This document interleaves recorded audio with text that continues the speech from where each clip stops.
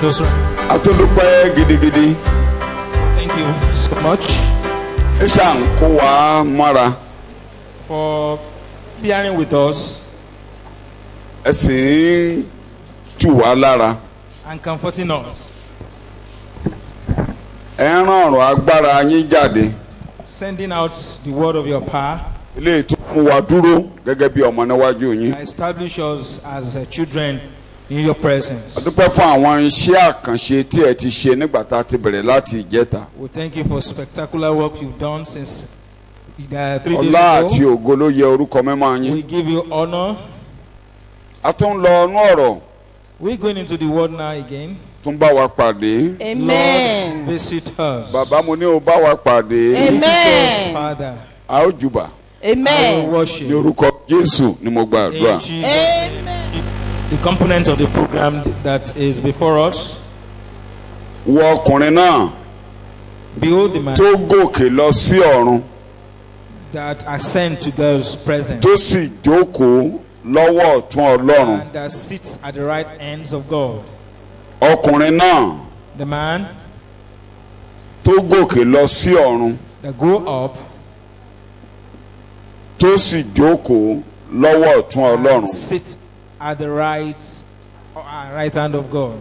Ẹ jẹ́ ká kọ́ ka àwọn ẹsẹ̀ Bíbélì Let's bíi read mélòó kan some passages of the tó wà ní scriptures ìwé ọwọ́ wa. in, Iṣẹ́ àwọn àpọ́stélì in the pamphlets in our orí ìkíní Acts of Apostles chapter 1 ẹsẹ̀ ìkọkàndínlógún. verse 19. A ti wo ọkùnrin náà We've tí considered the adéládé man ẹ̀gún.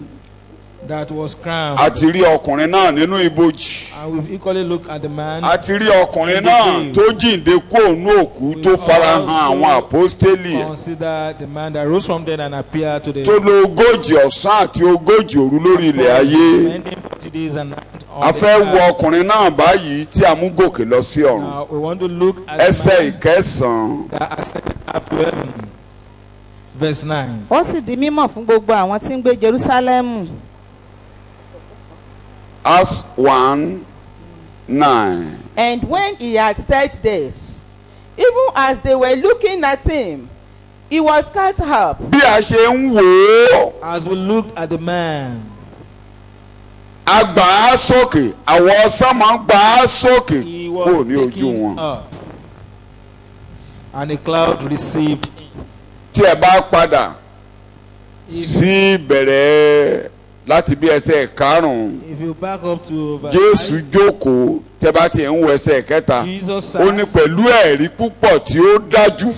In To verse them 3, also he showed himself alive, Ó fi ara rẹ̀ hàn pé òun wà we láàyè understand that there are many infallible proofs pẹ̀lú ẹ̀rí tí a ò lè jẹyàn. pointing that Tó yé ni yékéyéké pé lóòótọ́ kì í ṣe wín. Ó jíǹde kúrò nínú òkú. making it very clear that it's not a ghost, by many convincing demonstrations, but it's alive. unquestionable evidences, and infallible proofs, appearing to them during 40 days, and talking to them about the things of the kingdom of God. Ogójì ọjọ́ Is ló lò spent tó ń 40 bá wọn days sọ̀rọ̀ telling ìjọba ọ̀run. them the issue of the kingdom. Wọ́n wá béèrè ìbéèrè lọ́wọ́ rẹ̀ And a question was asked. pé ìgbà wo ni ìjọba Ísírẹ́lì yóò padà dé. When is the kingdom going to be Ó ní restored ká má yọra wọn lẹ́nu. to Israel? He told them not to Ó ní yẹn bother, wà lọ́wọ́ bàbá.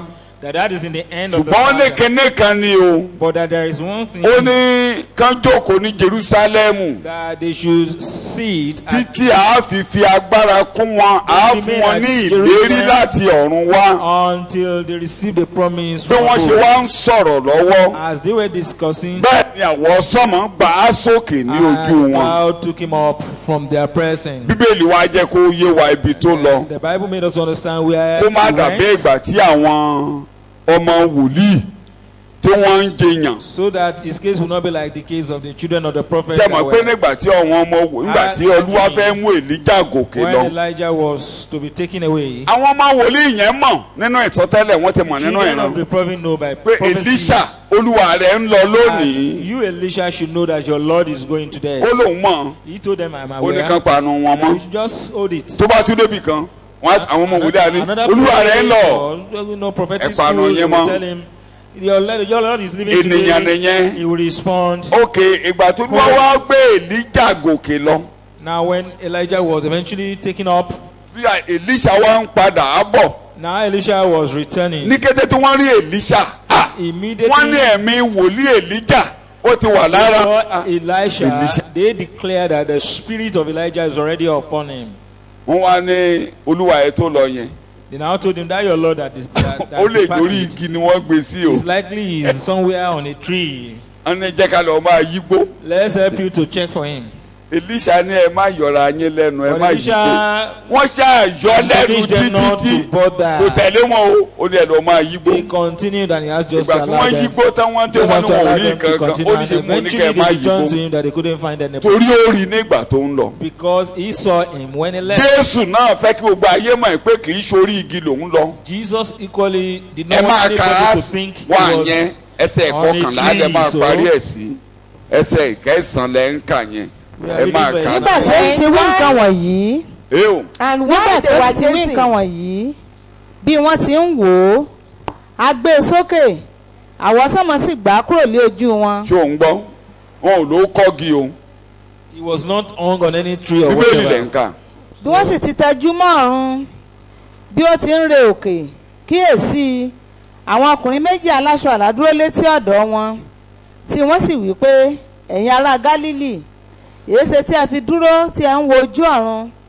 Jésù náà yìí tí a gbà sókè ọ̀run kúrò lọ́wọ́ yín Jésù náà yìí tí a gbà síbo Same sókè Jesus kì í ṣe pé a gbà sójú sánmọ̀ which Agba is sí taken up ibo. from you Òkè into ọ̀run. heaven. bó la gbà sí Into òkè heaven. ọ̀run kàn sí kan gbọ́ ẹ̀ má kàn Let's dúkà repeat that verse again. Read it over. Jésù náà yìí yes Jésù náà yìí yes Same tí a gbà Jesus sókè ọ̀run kúrò lọ́wọ́ yín tí a gbà sókè ọ̀run kúrò níbo from lọ́wọ́ you yín into yóò kò sí padà lọ́wọ́ yín mọ́ kò sí lọ́wọ́ yín mọ́ báyìí ẹ rí mọ́ báyìí You can't see him again. Jésù náà yìí Same tí a gbà Jesus sókè ọ̀run kúrò nẹ́kẹ́ni o lọ́wọ́ taken yín up from you. yóò padà bẹ́ẹ̀ gẹ́gẹ́ ẹ ti ṣe ohun tó wù yín sí You've done what the gbà kúrò right nẹ́kẹ́ni o now is ọ̀wọ̀ taken up from you.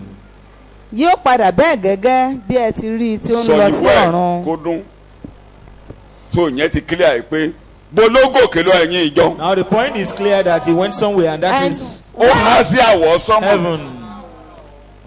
Ew. He stuck somewhere in the bológòkè lọ cloud. ẹ̀yìn ọmọ Ọlọ́run Where exactly did he go? Of course, And heaven. when they were gazing intently into heaven as he went, behold, two men dressed in white robes suddenly stood beside them, who said, Men of Galilee, why do you stand gazing into heaven? This same Jesus, who was caught away and lifted up from among you into heaven, will return in just the same way in which you saw him go ẹ into jẹ́ kí heaven. àwa máa mú díẹ̀ díẹ̀ Now we take it into nígbà tí reality. ará Jerusalem wá ń kò pẹ́ lẹ́yìn ẹ̀ tẹ̀mí mọ́ balẹ̀ ìjọ Not long after the Spirit of the Lord, come upon the church, tí àwọn ọmọlẹ́yìn táwọn náà di àtúbí and the disciple became born again, tí àwọn èèyàn bẹ̀rẹ̀ sí ń gbọ́ ọ̀rọ̀ ìrere pé Jésù náà tí a kàn má gbélébù and many began to tó hear the jíǹde word kúrò ní of the òkú gospel. òun ló ń ṣe àwọn àkànṣe iṣẹ́ The yìí pé ó same wà láàyè Jesus that was nailed to the cross and so rose from the kókó dead kan tíjọ ń was tẹnu mọ́ performing lẹ́yìn his ìgbà work tí then. Jésù gòkè lọ ni pé Jésù tí ẹ kàn má gbélébù ó wà láàyè. The point being emphasized was that Jesus that was nailed to the cross is now alive. Olúwa dẹ̀ ti fi jẹ́ Olúwa àti olùgbàlà. And that God has made him the Lord and the Savior. nínú àríyànjiyàn yẹn tí wọ́n lé àwọn àpótélì pé ẹ má sọ pé ó wà láàyè mọ́ ẹ má sọ pé ó wà láàyè mọ́ In ẹ má sọ̀rọ̀ mọ́. where they were warning and trying to silence them about his being Ọlọ́run alive náà or wọ́n whatever. jáde God stretched forth his hand. lọ́sàn-án ọjọ́ kan One nígbà tí afternoon. àwọn ọmọlẹ́yìn méjì kan ń lọ sílé àdúrà When two disciples were going to the place of prayer, àrọ̀ kan wá dìde a lame rose. ogun wá lé gbogbo ìlú dàrú And everything, Pétérù wá bẹ̀rẹ̀ sí í ṣàlàyé turned fún wọn. upside down in the city. nínú àlàyé Pétérù yẹn Peter, in his explanation, kó lè yé wa Acts chapter 3 ẹ bẹ̀rẹ̀ láti ẹsẹ̀ Find that in 17 21 gẹ́gẹ́ mo fẹ́ chapter lò. 3 from verse 17. Genesis Actually, yìí. heading Yes. to 21. ará mo mọ̀ pé nípa ìmọ̀lẹ̀ ẹ̀yin fi ṣe é gẹ́gẹ́ bí àwọn olórí yín pẹ̀lú ti ìyẹn ni ṣe. pé ẹ̀kan Jésù máa gbélébù torí àìmọ̀kan lẹ fẹ́ kọ́ ọ lẹ̀. Yes. You did it in ignorance. ṣùgbọ́n ohun by tí nailing Ọlọ́run to ti the sọ cross. tẹ́lẹ̀ Yes. látẹnu gbogbo àwọn wòlíì wá pé Yes. Kristi rẹ̀ yóò jìyà. ohun tí Òun ni Ọlọ́run àmúṣẹ bẹ́ẹ̀. àkọọ́lẹ̀ Bíbélì ló ń ṣe yìí. That Kí ni was àkọọ́lẹ̀ Bíbélì o? actually in fulfillment Kristi Kristi rẹ̀ yóò ṣe kí ni o? yóò jìyà. stating that Christ should suffer. Mo ń bọ̀ àkọọ́lẹ̀ Bíbélì tó ṣe kí ni àkọọ́lẹ̀ yẹn ẹ̀yin ìjọ o? Kristi rẹ̀ yóò ṣe kí ni o? That Christ should suffer. Bíbélì ló ń sọ̀rọ̀. òun ni ó múṣẹ bẹ́ẹ̀. Ọlọ́run wá múṣẹ bẹ́ẹ̀. So God fulfilled nítorí it. náà ẹ ronúpìwàdà Bẹ́ẹ̀ ni kí ẹ sì tún yí padà bẹ́ẹ̀ ni kí a lè pa ẹ̀ṣẹ̀ yín rẹ́ bẹ́ẹ̀ ni. kí àkókò ìtura bá lè tiwájú Olúwa wá Máa ka ẹsẹ̀ ogún báyìí. àti kí ó bá lè rán Kristi Ẹ̀hẹ́n, tí a ti yàn fún yín Ẹ̀hẹ́n. àmì Jésù ẹ̀hẹ́n. ẹni tí ọ̀run kò lè ṣàìmá gbà títí Kristi tí a yàn fún yín kí ló orúkọ rẹ̀ gbogbo ìjọ o? Christ Jésù. that was Kristi tí a yàn fún yín kí ló orúkọ rẹ̀ o? His Jésù. name 21 is báyìí Jesus. lẹ́kọ̀ọ́. ẹni Yes. tí ọ̀run kò lè ṣàìmá gbà Ọ̀run gbọ́dọ̀ gbà á. títí di ìgbà Heaven ìmúpadà ohun must gbogbo receive him. Ọlọ́run fẹ́ dá ohun gbogbo padà fún Ísírẹ́lì. Because God have a plan to Ó máa mú ìjọba wá. restore all Ṣùgbọ́n kí a tó mú ìjọba wá sórí ilẹ̀ ayé, Israel. But before we ọ̀run bring gbọ́dọ̀ gbà á. that kingdom back to the earth, the heaven must receive him first. 21 yẹn in English. Mo fẹ́ fi lo èdè kan níbẹ̀ kí n fi túmọ̀ èdè kan fún yín ní I want Matthew to chapter 27, bring up an 19, explanation chapter 19. from Whom heaven must receive that verse. and retain until the time Two things. Heaven must do what? There are Receive. two things there. Heaven must And receive retain. and retain him. Ọ̀run gbọ́dọ̀ gbé lọ. Ọ̀run gbọ́dọ̀ dá dúró. Heaven must Some- receive and then retain. Wọ́n á dá dúró dé ìgbà wo? He retain till when? until the time for the complete restoration of all that God spoke by the mouth of all. Ohun tọ́lọ́run fẹ́ dá padà sí ayé, ìyípadà sínú ilẹ̀ ayé, sí ìjọba ayé tọ́lọ́run fẹ́ mú padà. Ebẹ̀ ló máa wà títí dìgbà tọ́lọ́run máa sọ̀kalẹ̀. Ó máa wá sọ̀kalẹ̀ That yí ohun gbogbo transformation padà. personified will still be with the Lord until the time appointed. Ìgbà tí Jésù wọ́n béèrè pé ta ni yóò là ní Mátíù orí The kọkàndínlógún. place it was as who Nígbà tí Jésù sọ pé ó ṣòro fún ìbáka sí ẹ when Jesus said it láti wọ was ojú abẹ́rẹ́ ju easier kí ọlọ́rọ̀ for ó wọ camel to ìjọba enter into the evil Ọlọ́run. eye than for a rich man to enter into God's kingdom.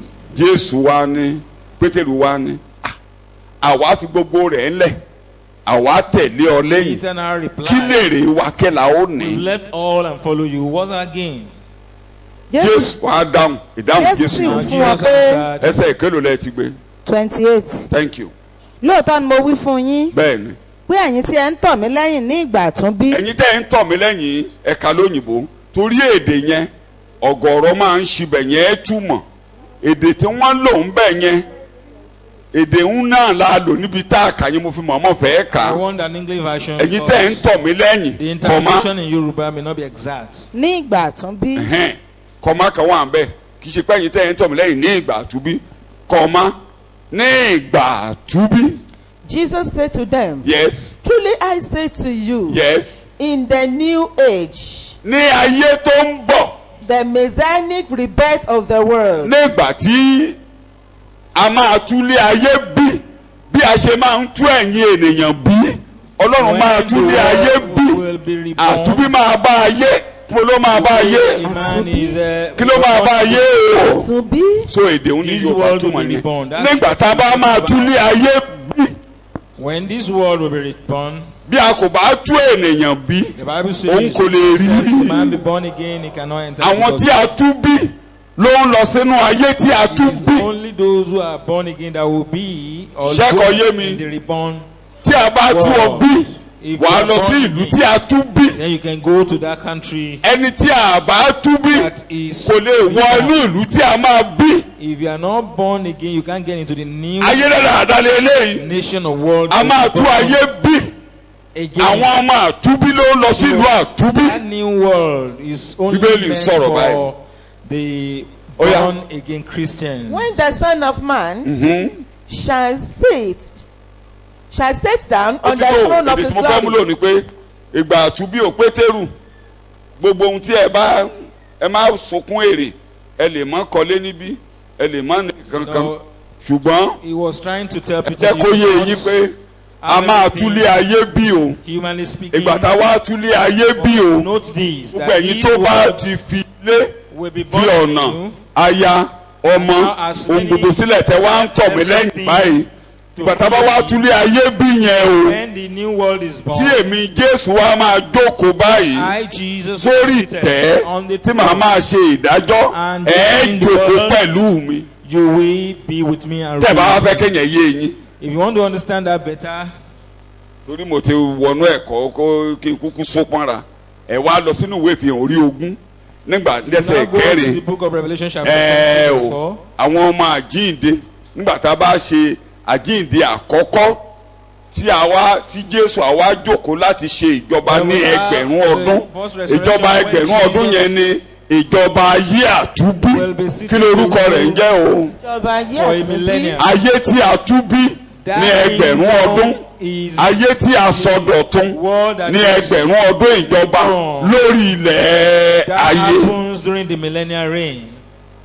tẹ́ bá wá wo ìwé ìfihàn orí ogún yẹn If you now ẹsẹ̀ read kẹrin nìkan ní Revelation kẹ́ka. Then I saw thrones, mo wá rí ìtẹ́ àwọn ìtẹ́ and sitting on them yes were those to whom authority to act as judges and to pass sentence was entrusted. àwọn wọ̀nyí ni a fún ní àṣẹ láti ṣe alákòóso These a ti gbé àṣẹ lé wọn lọ́wọ́ wọ́n á ṣe alákòóso bíbélì lè ń kà. rule. Also, I saw the souls of those who had been slain with axes. mo wá rí ọkàn àwọn tí a ti bẹ́ lórí tí a pa torí ẹ̀rí Kristi tí wọ́n dì mú For their witnessing to Jesus bẹ́ẹ̀ ni and for preaching and testifying. torí pé wọ́n ń jẹ́rìí Jésù For the láyé word of God. ìyà jẹ wọ́n kú yes Suffered And death. who had refused to pay homage to wọ́n the kọ̀ beast láti tẹríba fún òrìṣà And wọ́n that kọ̀ those that láti tẹríba fún ìjọba aṣòdì to bow to láyé idol. and had not accepted Or his the mark kingdom or of the permitted Antichrist. wọn ò to bá àmì mark aṣòdì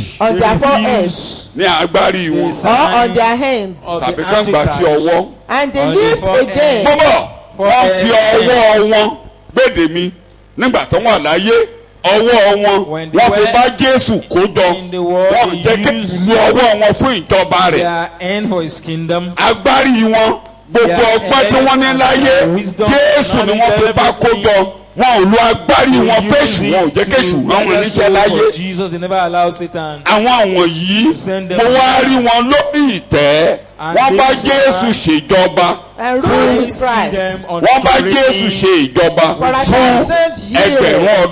ọdún mélòó ni mo gbé o. 1,000 years. so èdè tí Jésù lò ní Matthew orí kọkàndínlógún yẹn ìgbà ìmúṣẹ rẹ̀ Same word used by ni a kà Jesus nínú ogún. is Ẹsẹ̀ exactly kẹrin. is what we're reading in Revelation. so Jésù tó gòkè tí a gbà sókè ní ọwọ́ yín Jesus yìí taking off from tí a dá dúró sí ọ̀run retained yìí in heaven. a ti dá dúró sí ọ̀run o He is currently retained. a padà wá We come back again. nígbà tá a bá máa dáhùn gbogbo tí a máa tú ayé All bí will be restored. nínú ìjọba ẹgbẹ́ And that's in the millennium. ìjọba kí ni mo pè é o Millennial reign. so ó ti jókòó sọ̀hún báyìí ìgbà tọ́lọ́run bá wá fẹ́ tú ayé bilẹ̀ ẹ̀ rí We see him again when God is to bring up a new ẹ á world. sọ díẹ̀ ń bẹ láàárọ̀ la so ẹ pàdé wa We will talk a láàárọ̀ little about that tomorrow morning. á sọ díẹ̀ ń bẹ láàárọ̀ So you meet us tomorrow. so clear báyìí pé ó gòkè lọ sí. Believe now that it's clear. eléyìí náà bí that èdè he's bàbá taken Pétérù up to heaven. ó mú ìsọtẹ́lẹ̀ ṣẹ Borrowing from Peter again, it fulfilled the prophecy pé nǹkan tí àwọn wòlíì ti sọ ṣáájú rèé that what the prophet have earlier said. ẹsẹ̀ bíbélì tí mo fẹ́ yàn yín The ní passage of the Jésù scripture fi tójú àwọn akọ̀wé I'm about to àwọn cite. Farisí àwọn tó mọ Bíbélì nígbà ayé wọn Jesus wọn ò lè dáhùn béèrè yẹn to kind of láti ìgbà confound yẹn wọn ò béèrè kan the lọ́wọ́ Bible Jésù. scholar then, the scribes and the like. They couldn't Takute. answer, they couldn't ask any other wọ́n tó question. tàkúté kọ́dẹ̀ mú From Jésù Jesus. Actually, they set a trap for òun him. náà wàá béèrè lọ́wọ́ wọn. Now ask them a question. Bàtà ó ti béèrè gbogbo ìbéèrè tí wọn ò rí When kankan they've ṣe. exhausted Jésù their ó ní mo máa bí question, yín ní. and what's the interpretation of this? Kí ló dé tí Mèsáyà jẹ́ ọmọ rẹ̀? Why Nígbà tí is Dáfídì kọ́lẹ̀ pé Messiah Olúwa wí fún Olúwa mi pé David's son, ìwọ jókòó níhìn when he títí asked a the fi fi prophet ọ̀tá rẹ̀ of the ṣe Lord, àpótí ìtìsẹ̀ rẹ̀. spoke to my Lord, I should sit here to Wọ́n be wọ́n making wò sú bí èdè ilẹ̀ Yorùbá bí ọbẹ̀ páànù. They had no answer. Psalm 110 verses We 1, find 2 that and in the 3. book of Psalm 119. Ìyẹn kọ́lẹ̀ kọ́ alẹ́ yìí pàdé mi That nílẹ̀ was not ẹ̀kọ́ the mi. focus Wọ́n of máa our ṣàlàyé teaching today. ìtumọ̀ eléyìí yín díẹ̀ ẹ máa kà á. Olúwa yóò na ọ̀pá agbára rẹ̀ láti Síónì wá. Ìwọ jọba láàrin àwọn ọ̀tá rẹ̀. Àṣẹ á jáde A commandment láti Síónì. from Zion, Àṣẹ á Síónì bí yìí. the Zion ear, Hébérù orí kejìlá Hebrews ló máa chapter 12, túmọ̀ rẹ̀. will explain that Zion Síónì tẹ́ ń kà yìí Hébérù orí kejìlá ló sọ̀túmọ̀ rẹ̀ is láti actually ẹsẹ̀ kejìlélógún. made Ẹ̀yin wá sí òkè Síónì ẹ ò wá sí òkè tí a bí a ṣe kó yín jọ lónìí Zion as we gather you today lẹ́yìn àjíǹde after lẹ́yìn resurrection, ìgbà tí Jésù parí iṣẹ́ ìgbàlà after Christ has completed the work of àwọn salvation, èèyàn wá ń wọ Síónì lọ and people are now entering into Zion, à ń wọ Síónì lọ entering into Zion. Síónì òní The kì Zion í ṣe today Síónì ìlú Dáfíd. is not the Zion, the city of David. Mo yàbàrà ó jẹ́ kí n rántí nígbà tí a travel lọ sí Israel That's by way of digression. a I fẹ́ recall visit when I wọ́n ti announce traveled fún to wa Israel, it has been earlier announced pé à ń lọ sí Mount Zion that lọ́la we o. going to Mount Zion the next day. Wọ́n ní ṣe mọ̀ tẹ́ ẹ bá mẹ́kọ̀ọ́ tí ìgbàlà bá yé yín tẹ́ ẹ bá rí táwọn ẹlẹ́sìn bá ń sọ̀rọ̀ orí á máa fọ́ yín. If you understand salvation plan and when you Ìgbà meet with tí the ọ̀rọ̀ mi ti fẹ́ di wàhálà some religious láti inú people, mọ́tò sometimes you get ló ti fẹ́ di wàhálà. a means with their own understanding. kó má di pé bóyá èmi ni ò ní jẹ́ kán ṣeun tán wá ṣe. No, I Mo was láti becoming yẹ̀bá àtẹnu problematic torí for them gbogbo àwọn because of ẹ̀bẹ̀ àdúrà tán yàn my ní mọ́tò. explanation and everything. Ó ta ẹ̀mí mi ń gbóná. You know, they were citing some, raising Ó some takò prayer. ẹ̀mí And mi. it's like contrary to what God has given me as understanding. Wọ́n ṣáà lọ òkè Síónì o. They told me, okay, we're going to Mount Zion. Pé torí náà wọ́n ti sọ pé orí òkè yẹn o ibẹ̀ ni ìgbàlà wà o. They told us that Kó ní kálukú it is múra on lọ́la o. Mount Zion that we A máa lé ẹ̀mí èṣù jáde lókè Síónì o. that I will chase out Wọ́n demons níbẹ̀ there on ni the mount. month of deliverance. There is a mount of deliverance. Àmàdókè Síónì lóòótọ́ o. And we got there to Wọ́n Mount ní káwọn Zion. ẹlẹ́mìí èṣù máa jáde. And they were asking those that are possessed Káwá of ta demons òróró lé wọn lórí. to come out so that they will put Pé anointing oil bí ni deliverance gbọ́dọ̀ ti upon them, ṣẹlẹ̀. that this deliverance must be fulfilled here. Ṣé mọ̀ wàá kàn ara rẹ̀ there is a place you cannot do what you like. You know, you What are you want kind to of do. limited. So you can do what you like feel one like person doing. used to say, if you don't see what you like, you take what you see. So you just have to keep quiet. So Òkè Síónì tá a wá ń kà yìí kì í ṣe ilé tí mo lọ visit ní Jerusalem o. the Zion we are talking about here is not the one, a physical Zion that we visited in Israel. Ìlú Ọlọ́run. We are talking about Ṣùgbọ́n the ẹ̀yin wá sí òkè city. Síónì. Àtórí àkókò mi ni Of ìlú God. Ọlọ́run yẹn ìgbà tó máa ṣàlàyé rẹ̀ ó pè ní ìjọ àkọ́bí tí a korúkọ wọn níbo. When it was expatiating on it, Ó call it pè the ìjọ yẹn ní ẹgbẹ́ The church ẹgbẹ́ of the ẹgbẹ́ first dawn. ẹgbẹ́ tó lágbára ẹgbẹ́ Assembly, ẹgbẹ́ so áńgẹ́lì great. àìníye where there ẹgbẹ́ ẹgbẹ́ where there is ẹgbẹ́ innumerable ẹgbẹ́ áńgẹ́lì company àìṣekínní of o. angels, innumerable company of angels. So ẹgbẹ́ ọ̀hún la wà yìí. That's Òkè where we Síónì are. la wà lálẹ́ We are- yìí inú ìjọ rèé. We are already on our Mount Àwọn tó Zion. lórúkọ Ọlọ́run We rèé are in the tí a church. korúkọ wọn sínú The ìwé assembly of the people of yìí. God whose name is written in the book of Lamb, book of life. Nígbà tí ó gòkè dọ́run tán tó bá ti dórí òkè yẹn lọ jókòó lórí jókòó níhìn ọ̀pá àṣẹ yóò ti Síónì jáde ọ̀pá àṣẹ bóló ti máa jáde ọ̀pá àṣẹ bóló ti máa jáde àkókò yìí ìwọ jọba láàrin ìwọ jọba láàrin ipasẹ̀ àwọn owó ló ti máa jọba láàrin ọ̀tá rẹ̀ ipasẹ̀ Síónì ipasẹ̀ ìlú ọlọ́ọ̀. mo gbọ́dọ̀ sọ torí mo lè má ra yìí tú dáadáa torí bí tá a lọ gan-an nìyẹn. ìdápadà Ádámù àkọ́kọ́ sínú ògo rẹ̀ ní Ádámù ìkẹyìn mú wá. To his glory, and that's what. From now, ọ̀pá àṣẹ á máa tẹnu ìjọ jáde. Ìwọ jọba láàrin àwọn wo. We arise out of the church and rule in the middle. Lẹ́yìn ọjọ́ Pentecost, ó ṣe bí àbí ó kò ṣe bẹ́ẹ̀. Now after the Pentecost, ṣé Jésù jọba láyé lẹ́yìn ìgbà náà? Happen or not? Did Jesus reign indeed? Ṣé ó jọba láàrin ọ̀tá àbí kò jọba láàrin ọ̀tá? Did he reign over the enemy?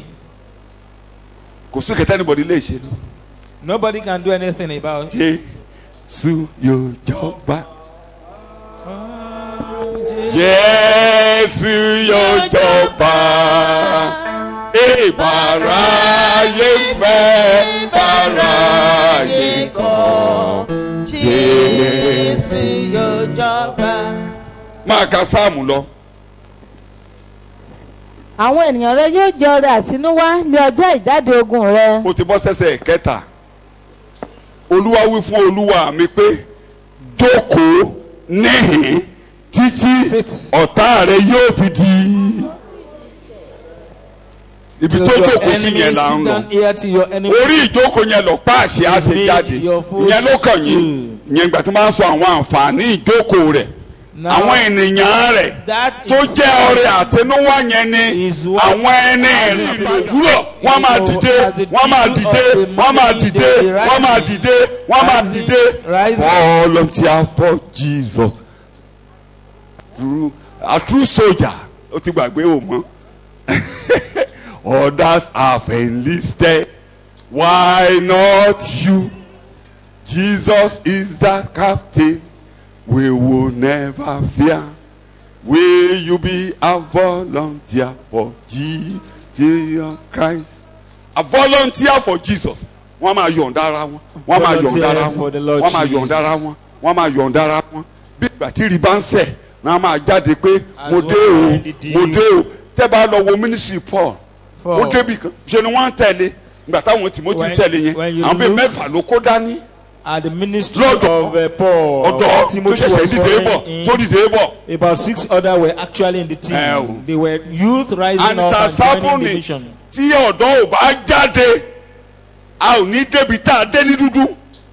If the youth have not really come up, we the plaque tí ọ̀dọ́ ò bá jáde, where we are. Tí àwọn ènìyàn Jésù tó gba Jésù tán bá yọ̀ǹda ara wọn ayé gbogbo wa yà dàrú àwọ̀. None of us here would have been where we are today. We would have been something else. Britain became great because they sent youths out to the world. Wọ́n tóbi owó wọn ló ti tóbi jù ní gbogbo àgbáyé lónìí. Ẹ̀ka ń lo dọ́là kan lárúkọ dọ́là torí pé ẹ̀kọ́nọ́mì yìí. If you look at their currency today, currency wọn ló ti lágbára jù ní gbogbo àgbáyé. In the world. Great Britain. Talking about Great Britain. Youths came out. Àwọn ọ̀dọ́ jáde láti orílẹ̀-èdè Gẹ̀ẹ́sì yìí. We are going to Africa. We are going to the world. We are going to wọ́n láwọn ń bọ̀ ní ilẹ̀ dúdú àwọn lọ ságbáyé láti wàásù. Èdè tí ìránṣẹ́ Ọlọ́run yẹn ń lò lẹ́ẹ̀kan. The word wọ́n á gbé Bíbélì wọn sọ́wọ́ ọ̀tún. That minister of God you used the other time. Doctor amú. The Bible in the right hand. Nurse òun náà amúṣẹ́ ìránṣẹ́. And their profession in the left. Amúṣẹ́ ìránṣẹ́ à ń gbé Bíbélì sọ́wọ́ ọ̀tún. Wọ́n ṣe wá ọ̀gọ̀rọ̀ yín tó jókòó yìí àwọn kan àgbààgbà lára yín. Ẹgbà àwọn ọ̀dọ́ wọn lẹ́gbà kọjá ní secondary. Some of you are living testimony that went through them in your high school. They taught you. Ẹ̀yin Ìjẹ̀ṣà ayé àtijọ́. You the Ìjẹ̀ṣà of old. Hospital òyìnbó tó bẹ̀rẹ̀ ní ọ̀nà Ìjẹ̀bú-Jẹ̀ṣà. the hospital control by the white on Jabujesha Road. Can you still remember? It was the white. Then people was like amazed that the white can really do a lot, the wonders and all that. And as they were doing their medical practice, then they were equally, extending the gospel to the people.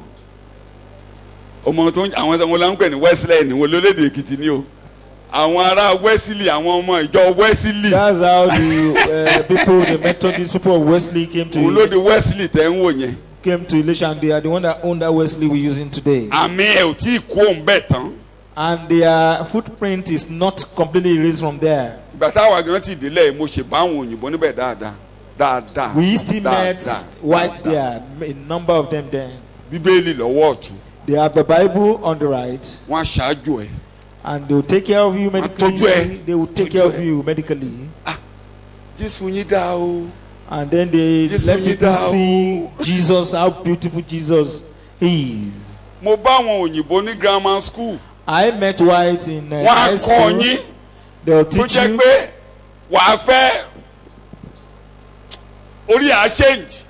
They teach you such that you understand what they are passing across. You see one thing in their life, and that's Jesus Christ. They surrendered themselves. This is the time for us to volunteer. Poverty, although our poverty here in this part of the world and the weakness of our currency, make us feel àwọn church ńláńlá làwọn mosque ti rà Boko Haram àti ISIS wọ́n ti gba gbogbo Europe Muslim ti gba Europe wọ́n ti ra church ńláńláńláńláńláńlá. All those big cathedral they are taking over. Darkness entering that place. Darkness entering that place. The Bible says from Egypt, I brought up my son. God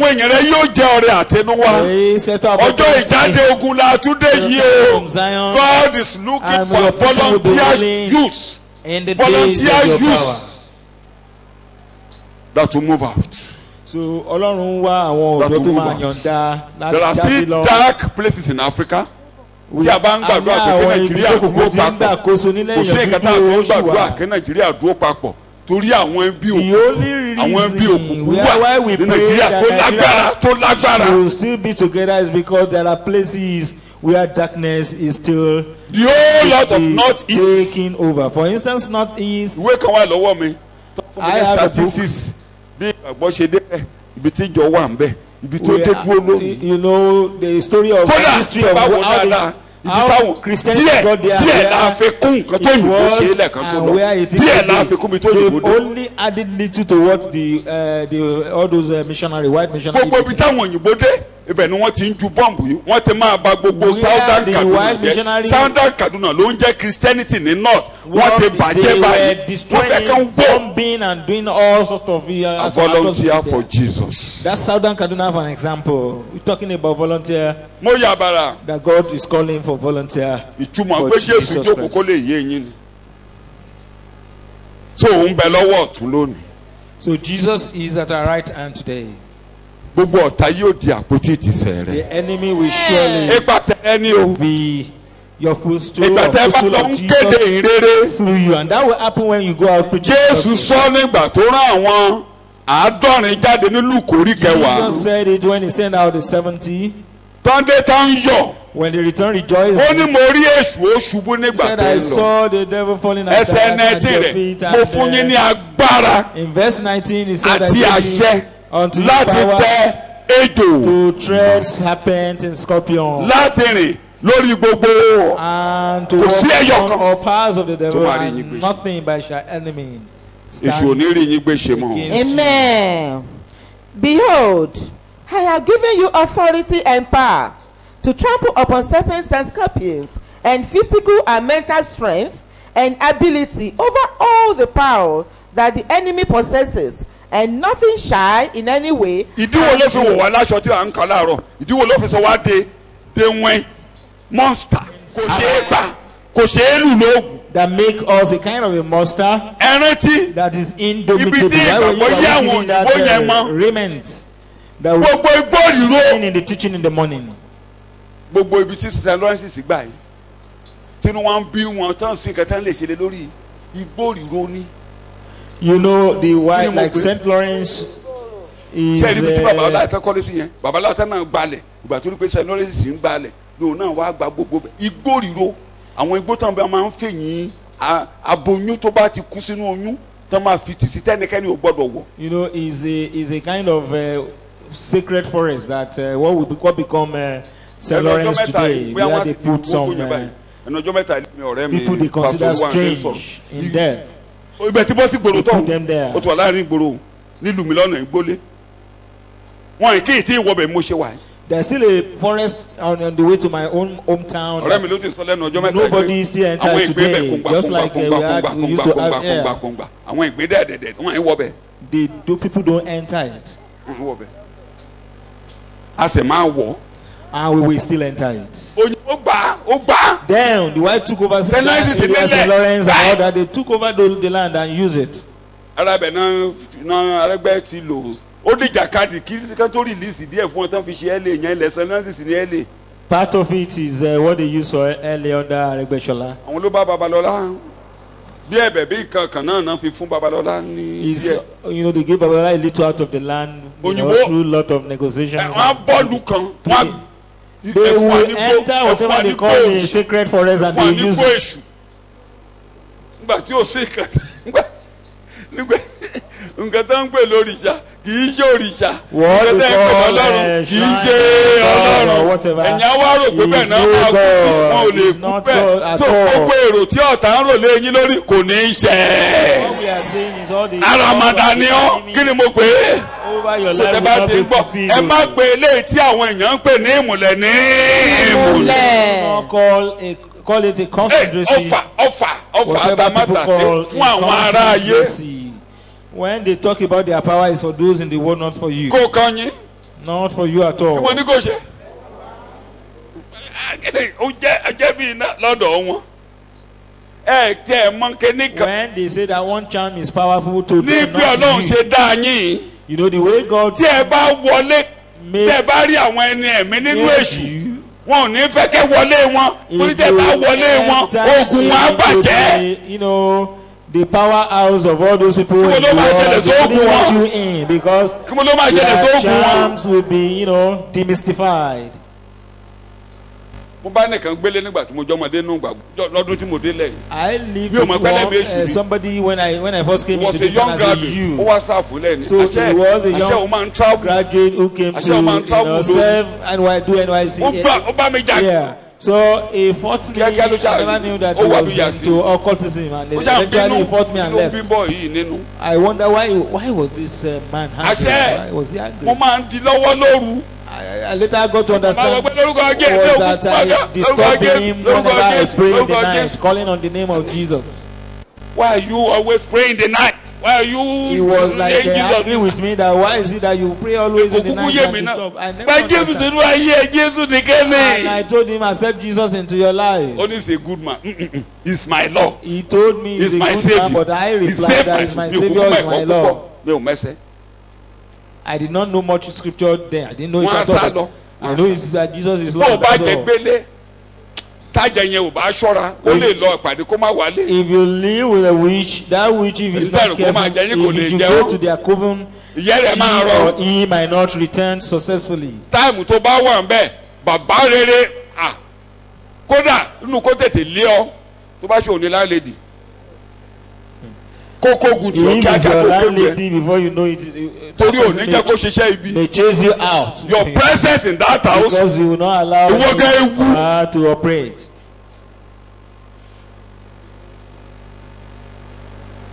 Shout hallelujah. Okay, hallelujah. Àkókò wa ò pọ̀. We have limited time. Màá sọ díẹ̀ inú àǹfààní. I will tell you. Ẹ ṣáà ti mọ̀ pé ọ̀pá agbára á tinú ìjọ jáde. Ẹ jọba láàrin ìta ni mo pè é. Just know Now, that the rod of strength will yẹ come yọ upon díẹ̀ Zion, kékeré ká and máa he will rule lọ. in the midst of the enemy. Number 1. So let's take some of the benefit one after the other. Few of them. A gbé ènìyàn báyìí planted on God's side. Agbènìyàn sẹ́gbẹ̀ẹ́ Ọlọ́run. Ènìyàn àtọlọ́run jọjọ jókòó. Man and God are Jókòó ní hẹ́n. Ènìyàn ti rí àyè. Gbèdé mi o. Ènìyàn di igbákejì Ọlọ́run. And man becomes Kí ni mo ló dà? the of God. Ẹ jẹ́ ká dá ènìyàn ní. Initially, the Bible says, Kó rí "Make bí man in our own image jókòó ní. and be in our likeness." Now that is achieved when we are asked to sit at God's right hand. Kélé wá yé yín. Now understand this. Number 1. The first one, Kó lè yé yín. Bàbá Paul ló kọ́ wa ní Éfésù orí kejì. Paul taught us Ẹsẹ̀ ìkarùn-ún àti ìkẹfà. in Ephesians 2 Màá mú kókó bíi verses 5 méjì and àbí 6. mẹ́ta jáde lábẹ́ ẹsẹ̀ There are yẹn. 3 points. nígbà tí àwa tilẹ̀ ti kú nítorí ìrékọjá wa Ẹlẹ́ṣẹ̀ ni wá ní ìgbà kan rí. Àwa ti kú rí. Kí ló pa wá? We were dead in Ẹ̀ṣẹ̀ dead àti ìrékọjá wa in our ó sin. sọ wá di àyè pẹ̀lú Kristi ìgbà tí Ọlọ́run fún Jésù ní ìyè. Gbogbo ẹ̀yin tó bá ti gbọ́ ọ̀rọ̀ Jésù á fún yín ní ìyè àìnípẹ̀kun. When God gave gave Jesus life, So as many of you a fún wa ní ìyè pẹ̀lú Jésù. you have that eternal life. We are giving that life along with Jesus. A jí wa dìde pẹ̀lú Jésù. We are risen along with Him. A di ọmọ àjíǹde pẹ̀lú Jésù. Becomes children of resurrection. Ìgbà tí Come ó together gbé with gòkè lọ. Jesus to Himself in heaven. A kàn wú ọba ẹni. We just Ó taking jí wa that dìde pẹ̀lú rẹ̀. here on earth. Ó mú wa gòkè pẹ̀lú rẹ̀. Ó mú wa jókòó pẹ̀lú rẹ̀ nínú kíni. nínú àwọn ọ̀run Ẹ rọra farabalẹ̀ kankan gbọ́. ó sì jí wa dìde pẹ̀lú rẹ̀ 1. ó sì mú wa wá jókòó pẹ̀lú rẹ̀ nínú àwọn Ààyè ọ̀run 1. Ààyè 1. Àjíǹde 2. Ìjókòó 3. Place, Ó gbé wa gòkè 3. resurrection, Ìjókòó 4. alive, Nínú kí la jókòó sí. nínú àwọn ọ̀run nínú Kristi Jésù Nínú bọ́lá wà lọ́run lónìí o. nínú Kristi Jésù Nínú tala wà lọ́run lónìí o. nínú Kristi Ó gbé Jésù fúkù. we are there in Christ in His We have been tummy. process until Kind process of, was sínú ẹ̀. we He processing made change. us alive together in fellowship and union with Christ. Yes. He gave us the very life of Christ The Himself. very life of Christ himself. The very life of Christ himself. So o lè ṣẹ́kù. Amen. Lùkúlùkù ò lè pa So ọ́. you cannot die Amen. suddenly The or same whatever. new life. Oh, The same new the life. same new life. Life. Shout hallelujah. Hallelujah. With which He quickened him. Irú ẹ̀mí tó gbé dìde yẹn la fi ń tẹnumọ́ pé ẹ̀mí tó gbé Jésù dìde tó ń gbénu yín That's why gbogbo we ohun tó kú emphasize nínú ayé yín kó máa wà láàyè. Amen. Gbogbo ohun tó kú tí ò ní jẹ́ kẹ́ ṣe rere bring to lórúkọ life Jésù ó wà everything that láàyè. is dead. Amen. Ẹ̀mí yẹn You ló máa working ṣiṣẹ́. against your progress that God will bring up Mo lè that fi which is pé dead. àmúdọ̀tún mi dé mo ti ti bọ́ And sí then your ayọ̀ renewal ńlá. shall come. Ohun ọ̀tun bẹ̀rẹ̀ láyé. And a new beginning in your life. Wà á máa ṣe tuntun lójoojúmọ́ ni ọ̀rẹ́. Amen. Bíbélì ló ń kà mo ń gbọ́ bẹ́ẹ̀ tí mi. That you are saved, delivered from judgment, and made partakers of Christ's salvation.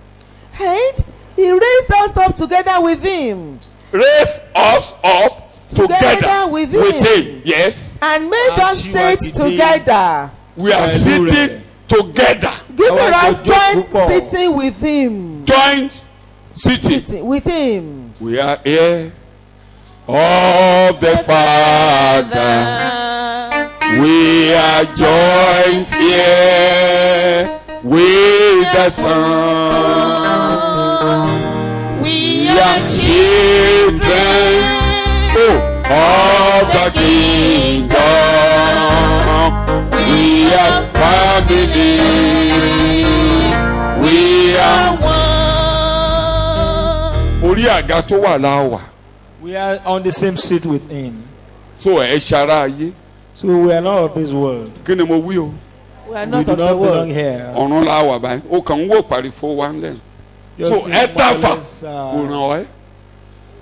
case ẹ here. dáfà kò ní í bà ọ́ So if they fire orí the ẹ̀mí tó gbé arrow, ọró bó ló wà. it cannot work because your spirit is there in heaven. Bíbélì wa ní gbàtí Paul máa túmọ̀ ẹ̀ lórí kínní ó ní ẹ jẹ́ kójú yín mọ́lẹ̀ kó yé yín agbára tó gbé Jésù dìde òun ló bá yín So kọ́wọ́ that was why tó Paul gbé was dìde kúrò ní explaining, òkú understand this, that the same power that raised tó gbé Jesus ga is ó at gbé ga work in your life ó that gbé ga raised him 17 to 21 highly 21 ó above gbé ga ju gbogbo ìjọba principalities. àti ọlá.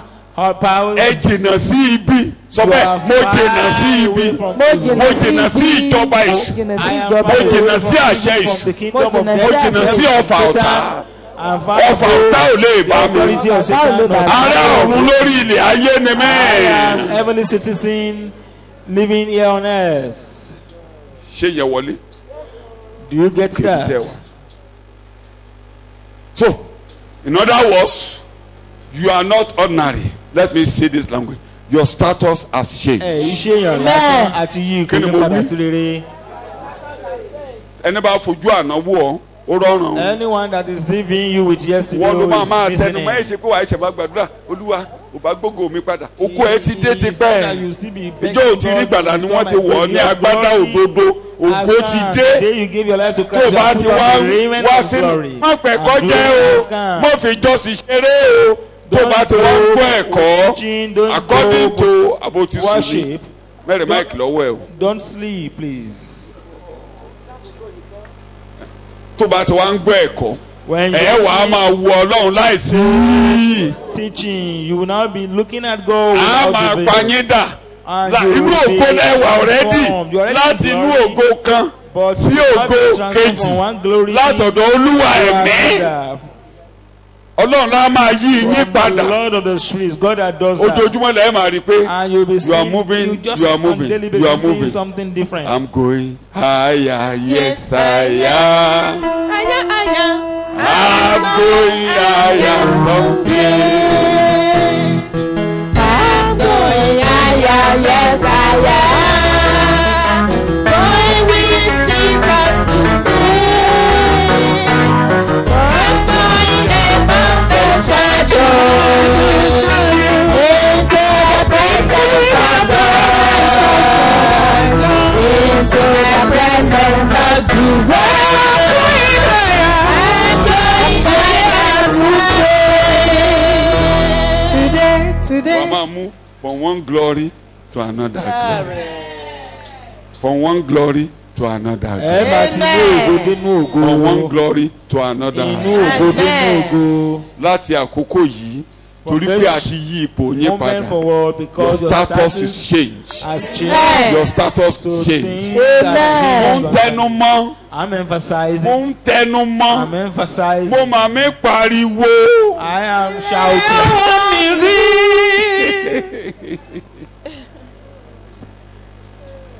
Bí ipò yín ṣe yí padà yẹn. Now, as you're starting, Èdè tí wọ́n lò God changed. nínú Àìsáyà 53 The ẹsẹ̀ same kejìlá. word you use in Torí pé Isaiah Jésù tú ẹ̀mí rẹ̀ jáde sí 53 ikú. verse 12. Gbèdè mi o, a kà á mọ́ àwọn alárékọjá. Pour out Nígbà tó tú ẹ̀mí rẹ̀ tán, himself ó jáde láti bá àwọn alágbára pé He was counted with criminals, but at the same time, he So, came of ruling. ẹ má with gbàgbé àkórí ẹ̀kọ́ mi ìgbà kan. Amúkun akó ikú. Now let me remind you, Àkókò my tí ẹ máa kórè tí ẹ máa kógun rè Jésù ti jà ó borí ẹ máa kó ìkógun ẹ máa kó ìkógun. will spoil, will take spoil. Ń tẹ́ ẹ̀ ṣiṣẹ́ fún àtẹ̀yìn lọ́wọ́ nípa What mi. will come your Jésù way? ti jà ó sì ti borí fún wa. Nítorí pé àkókò ìní nínú Ádámù ṣùgbọ́n mo bí alágbára akọni ńlá nínú gbogbo Dáfídì tó jagun tó ṣẹ́gun lórí gbogbo. Ẹ mọ̀ pé Dáfídì lọ jagun yẹn gbogbo àwọn tó wà ní àwọn obìnrin kó ìkógun. You know David. So now, for that battle for ẹ máa us, gbé o tẹ́ bá ti ń gbé every ẹ other ní person, problem even those ones that bí ọ̀rọ̀ Ọlọ́run they share the spoil. mo ti ṣàlàyé ẹ̀ fún yín fúrúgbìn ọ̀rọ̀ Ọlọ́run sínú ayé èèyàn. What you need to fúrúgbìn oore sínú ayé èèyàn. So the seed of the word of God. Òfin wà lórí ilẹ̀ ẹni bá gbè kí ló máa ṣe. There is a law on the ground. Tẹ́ bá ti wá ń gbè ẹ wá ẹ̀kọ́ yẹn mi ò ní kọ́nu yẹn torí àgbà mi lákòókò. Ẹ máa jẹun tí ó máa hù jáde nínú ilẹ̀ tí ẹ ṣiṣẹ́ fún. You know when you are ìrìn ayé mi á wá mi. Becoming spring.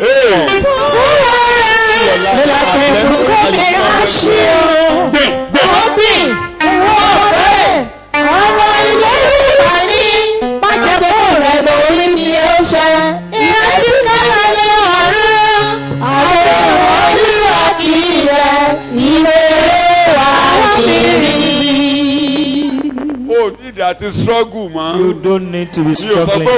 Mo fi kọ́ pé òfurufú iṣẹ́ lòun ṣe yẹ òun furu. Once you are sowing, you are already working. Lọ sóko gbin àgbàdo. Plant me is just like. Tẹlomi máa jó mọ́lẹ̀ kò ní jó tiẹ̀ ò ní jó mọ́lẹ̀.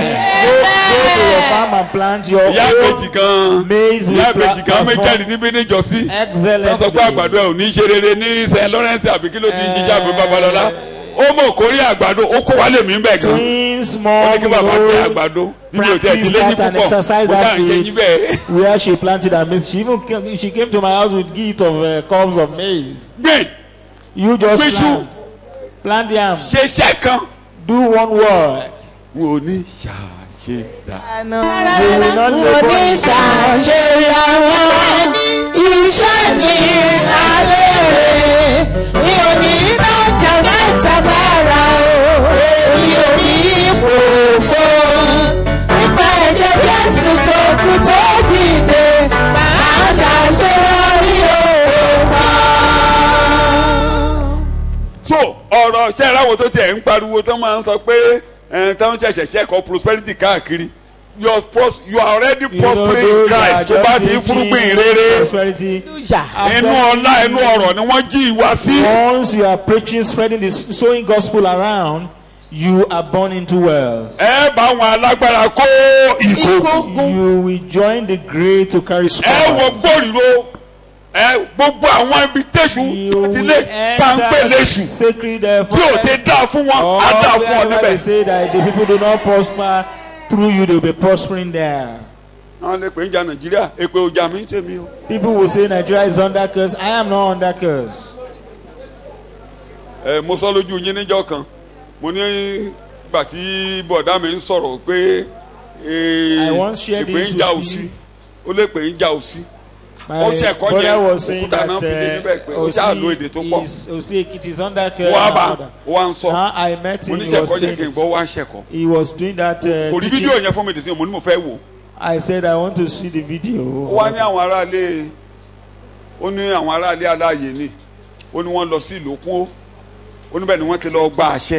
He mentioned a family house called Alaye that they went to a particular place and got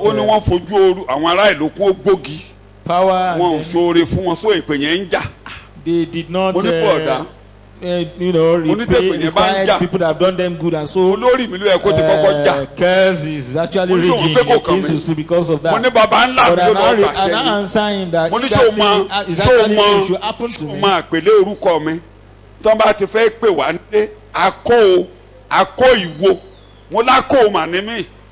I reminded him the eulogy of our family and all those idolatry whatever. Èpè bá fẹ́ jà ẹnikẹ́ni mo lórí mi ìbáyìí ló yẹ kéèpè tí máa jà kó máa jà mí bẹ́ẹ̀ kó máa wó bẹ́ẹ̀ kí máa wó bẹ́ẹ̀ mo ní sọ pé kò kàn mí bí ẹnikẹ́ni bá wà nù Kristi ó di. The background I should be the one to bear the consequences most, but the Bible tells me that anyone in Christ Jesus bàbá jẹ́ èso àjàrà ṣùgbọ́n a yí òwe yí padà ẹ̀yin ọmọ ò ní kàn mo lẹ́yìn mi ò máa kàn. The father eats the vine and the children. Ó yàtọ̀ nínú ilé yín. Ó yàtọ̀ nínú ẹbí yín. That has long been changed. Má rí rẹ̀ bí àwọn ará ilé yẹn mọ́ o. To you, don't follow the line of the family anymore. A kò kà yín mọ́ wọn. You are not named lùkúlùkù tó pa wọn ò ní pa ọ́. Among them. Gbogbo ìdílé lè máa kúkú diabetes ó ní kúkú diabetes. They might be crying, you know, àrùndílé wa ò ní bá mi kọ́ wọrin ibi ìdílé wa ò ní bá mi kọ́ wọrin èmi abálágbára kó ìkó. I will join the great to spoil. I will join the great to carry spoils. Declare it. Jésù Olúwa wa. Amen. Wo tó bí ìgbà tí Sọ́ọ̀lù tán ló di ọkùnrin míì tó bá ti ń lọ báyìí àwọn èèyàn á mọ̀ pé ó yàtọ̀. Ó yàtọ̀ ó ti dẹ̀dá mìíràn. Bí ìgbà tó wúwo Èlíṣà tó sọ pé èmi Èlíjà balẹ̀ àwọn ẹ̀mí èṣù mọ̀ ẹ́ wọ́n mọ̀ ẹ́ wọ́n mọ̀ ẹ́. In the case of Elisha, they were saying, yes, it's now another person. The spirit of Elijah is upon him. So, you will be recognized by demon. Tó bá wà bí a máa gbọ́. Ìwọ ló yẹ kó gbàdúrà fún wa. The woman went to, this praying house or whatever where they used to offer those kind of prayer. That the prophets then they saw her and said, you should be you praying for us instead. You should be praying for. We should be coming to you. They are the spirit that is, Galatians. accompanying you. Galatians. Chapter 3. Chapter 3. And verse 27 alone. Verse 27. That will clear that.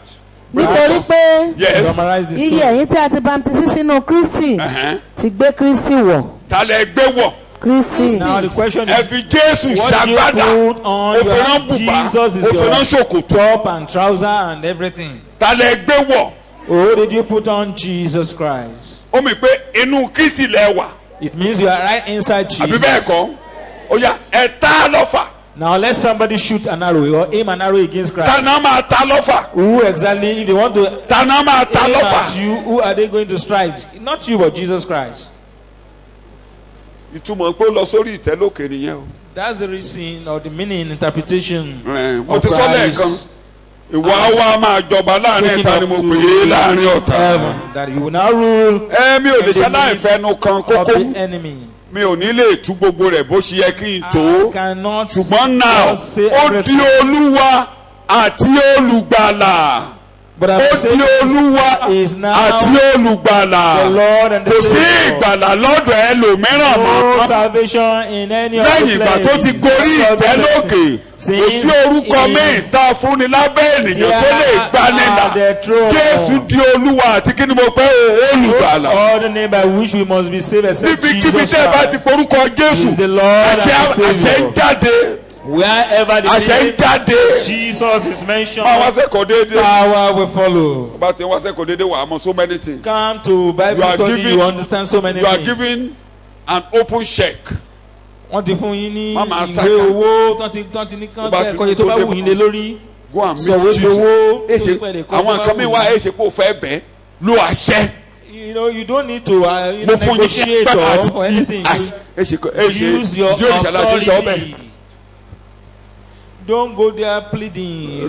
It should be the other way around. Bá mi ṣe kíákíá.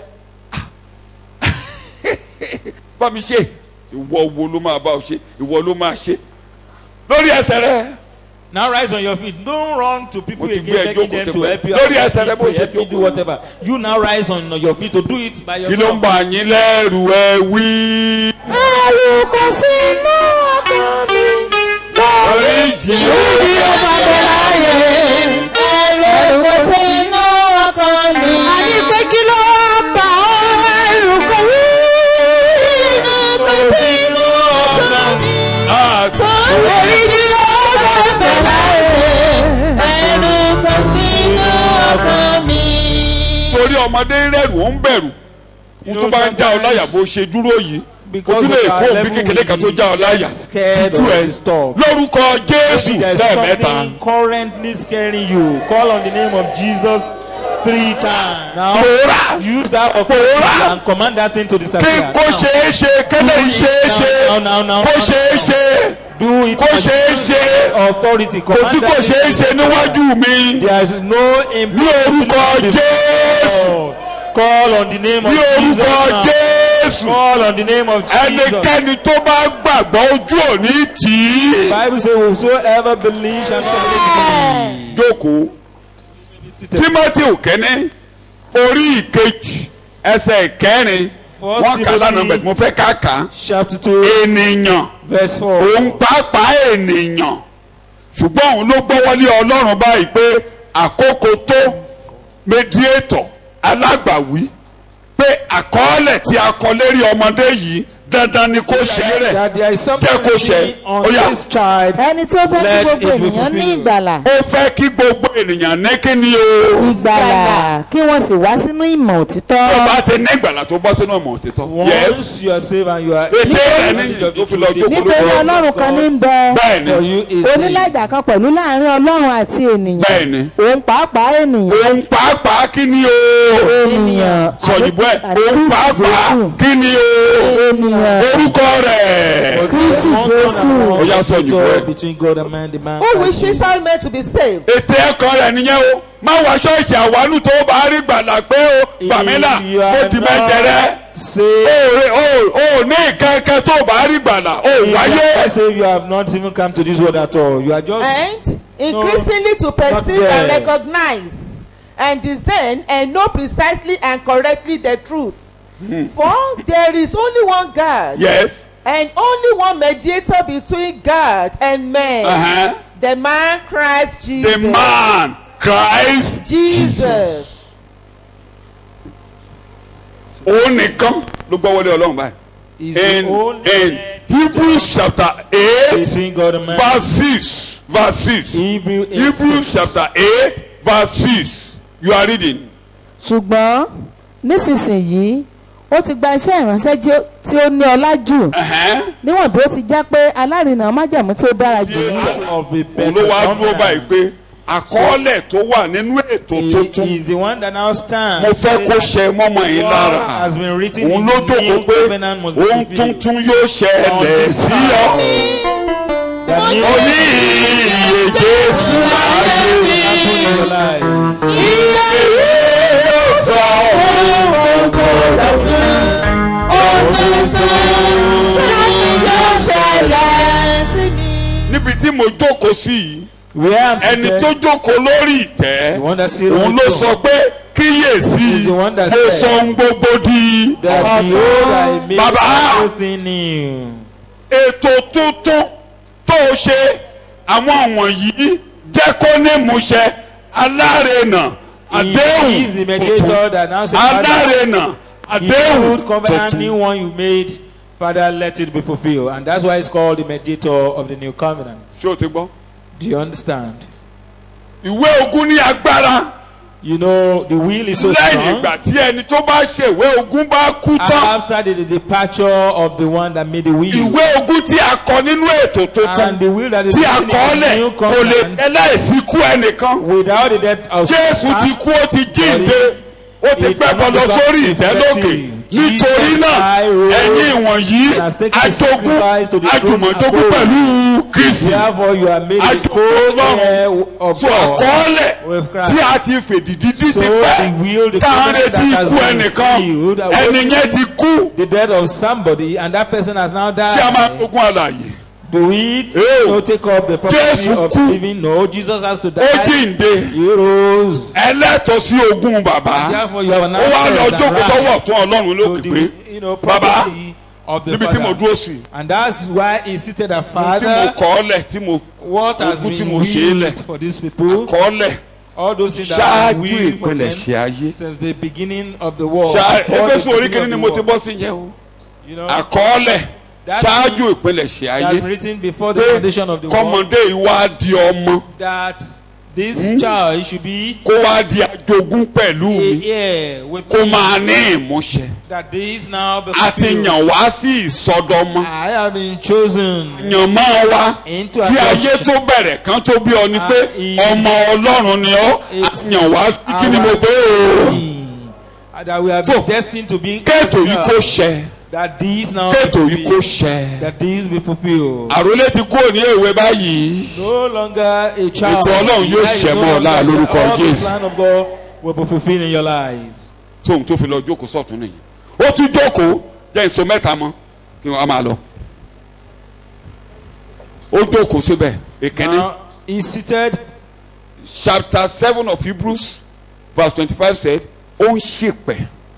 The Bible in the book of Hebrews 7:25 made us understand that God is making intercession for us. When you do my intercession, when you now explain intercessory, intercessory ministry, I've explained it before. It's about 3 ibi tó dúró sí lórí ìtẹ́ lókè. where he tí nǹkan bá lé before the throne. wàá dìmọ̀ Jésù. Jésù mo dé kò tiẹ̀ yé If mi mọ́. anything is so difficult, just go to Jesus. Gbogbo ọ̀rọ̀ rẹ tó dàrú yẹn á dá sọ̀rọ̀ All these rẹ. things that look scatter, he will á ti ẹsẹ̀ intervene. bọ́.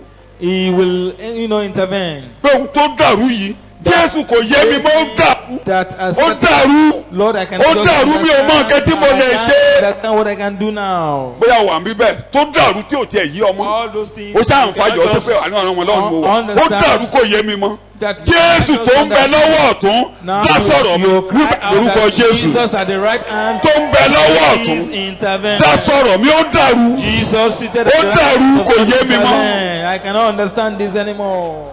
ó lè dá sí kó jẹ́ pé tó bá ti fẹ́ dá sí nígbà tó bá ti dé síbẹ̀. kíní kan ń bọ̀ tó yọ̀dà sí ọ tó fẹ́ Maybe something fún drawing àpẹẹrẹ édà làbá pípa Nábánì. For instance, édà làbá pípa Nábánì.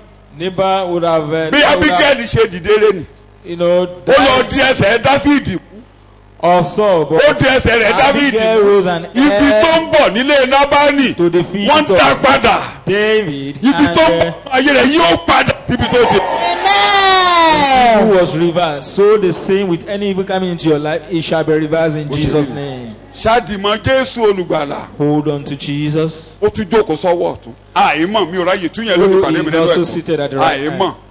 mo ti kọ̀wé sí. ẹ má fẹ̀ṣẹ̀ ṣeré mọ́ o Now, ẹ má dẹ̀ṣẹ̀ o the Bible ẹ̀ṣẹ̀ lè ṣú lò ó says, ẹ̀ṣẹ̀ lè ṣú don't lò toy ó with sin, bí don't ẹnikẹ́ni use sin. bí ẹnikẹ́ni Don't bá toy wá with it. dẹ̀ṣẹ̀ But now the Bible says, ẹnìkan ń bẹ lọ́wọ́ ọ̀tún Ọlọ́run if for any reason you find yourself bí ẹnìkan bá wá fẹjọ́ in ẹ̀sùn sin, pé òrọ́mọ yẹn òrọ́mọ remember yẹn that you have òrọ́mọ an advocate. yẹn mo ti sọ lẹ́ẹ̀kan kò sí if ìdálẹ́bi. anyone come to accuse you before the Ó father jókòó that look síbẹ̀. at that boy has done something wrong, or that Ọmọ mi ní woman has bẹ́ẹ̀. done something strange, ṣẹjọ́. remember You have that no you case have to an advocate ẹjọ́ kẹjọ́ tó who kàn will wá plead Jésù your àdàrú lórí ọ̀rọ̀ cause, rẹ̀. dismiss the case.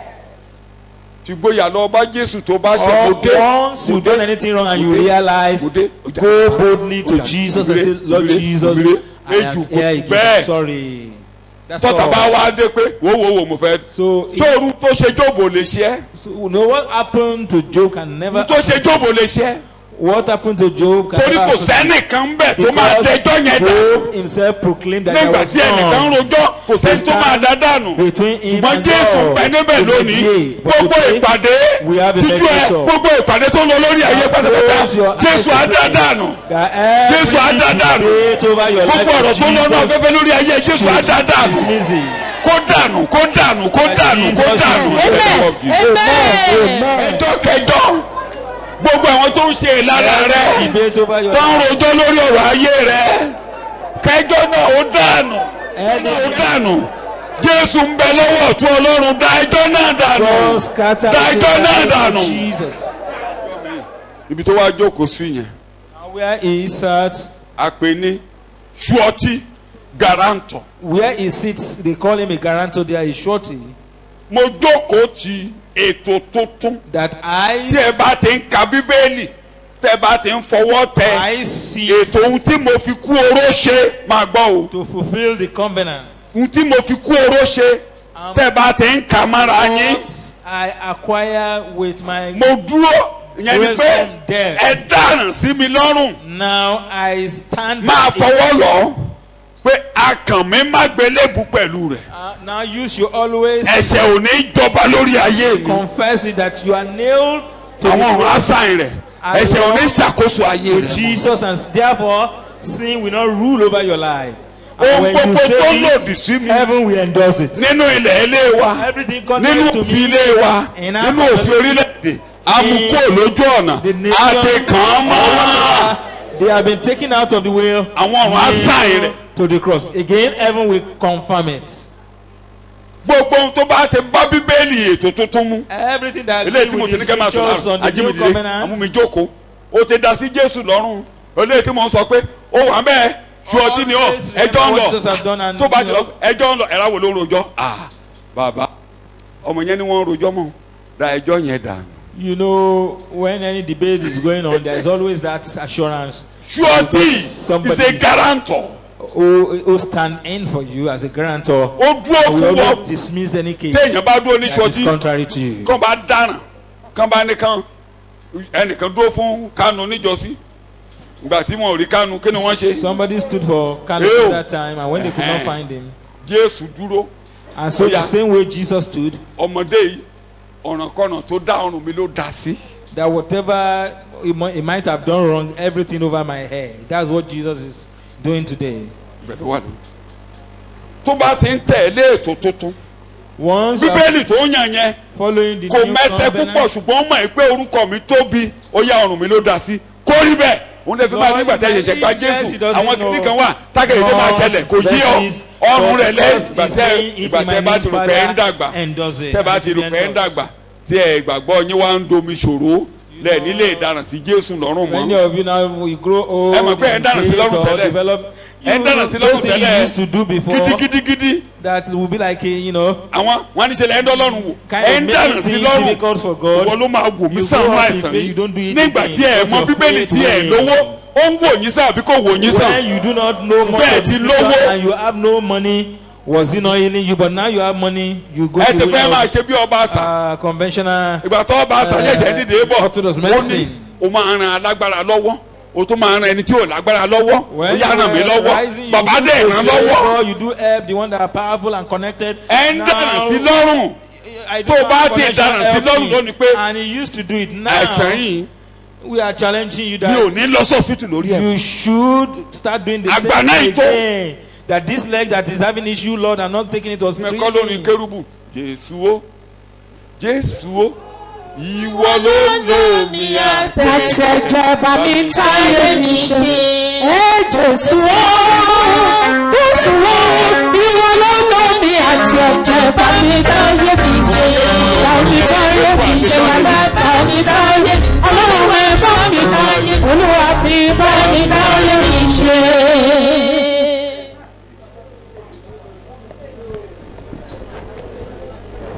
Ọ̀dọ̀ Ọlọ́run wò tó bá ti jẹ́sẹ̀ Bíbélì ni.